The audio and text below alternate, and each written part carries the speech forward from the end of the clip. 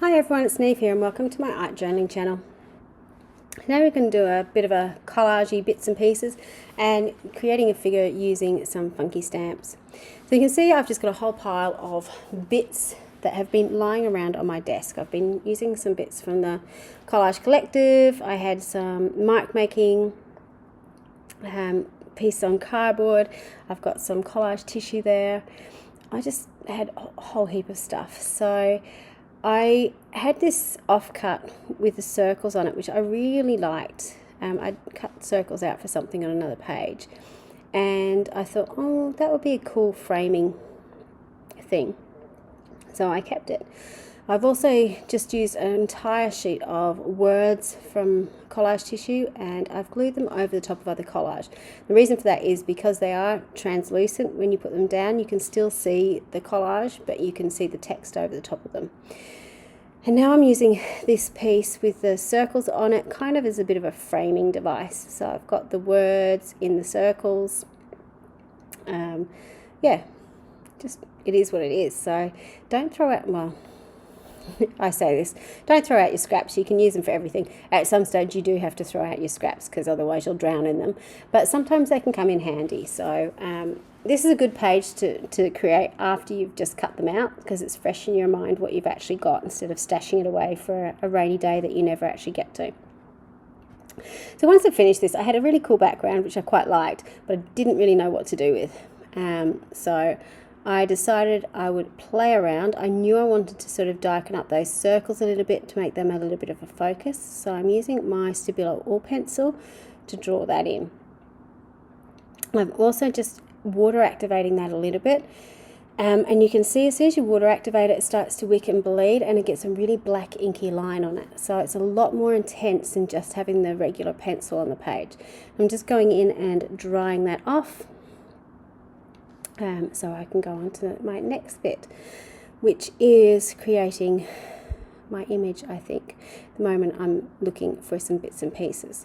So this is a piece from the Collage Collective. So if you haven't come across it before, the Collage Collective is, there's a few books now, but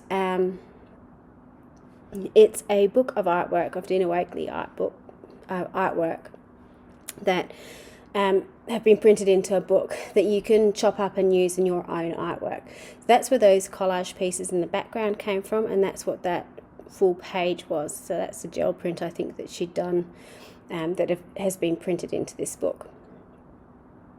So I decided that I wanted to use that sort of to create a body, and I had this really funky head. As you saw, it's a brand new stamp. I hadn't used it before, so I wanted to use it, and I thought I wanted to have a contrasting colour. So one of the things that Dina talks about using with the Collage Collective is to shop for colour. So I'm not using the whole page. I didn't use that height.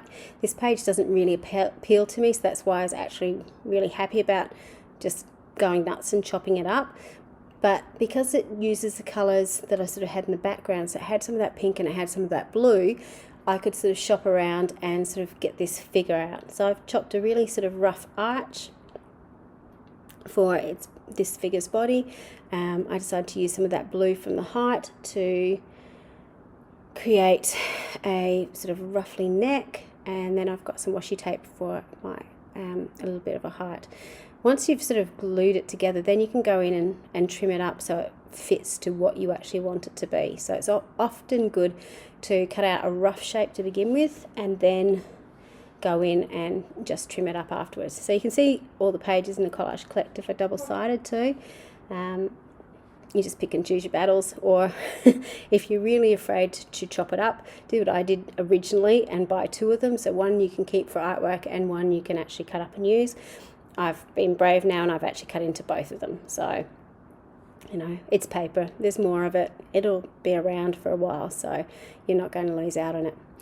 To add a little bit of detail to my figure, I've just scribbled over it with the Stabilo All pencil, and one of the reasons I love it is because it acts as almost an instant shadow on your page, just in the way it sort of bleeds out onto the white, which I really love. I've also chosen to go in and do the catch-alls in the girl's eyes just to bring them out a little bit. Then I've just stamped straight onto the body, be bold, brave and brilliant. Again, I really like those sayings. And I'm using my white pen to, excuse me, do a little bit of a drop shadow on it just to make it sort of stand out a little bit from the background. And that's basically it. Really, really simple page using scraps.